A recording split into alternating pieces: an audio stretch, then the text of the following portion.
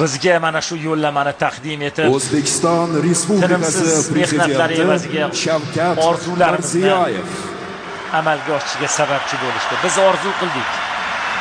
34 yildan beri ana shu damlarni qanchalik orzu qilganimizni bilasiz. Bu yigitlarga, ularning ota-onalariga, ularning ustozlariga kattadan katta rahmatlar aytib qolamiz. Butun stadion olqishlamoqda. Butun stadion mushaklar otilishi boshlandi.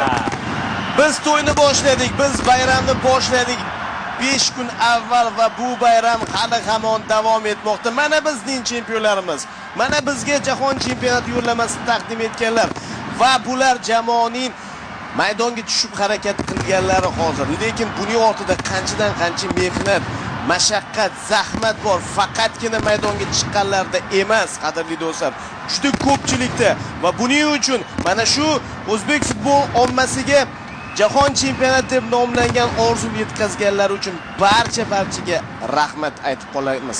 Mamlakatimiz rahbaridan boshlab eng pastki qatlamda ishlayotgan kichik xodimlargacha bo'lgan barchaga, xususan muxlislarga ham qayerdadir tanqid qildik.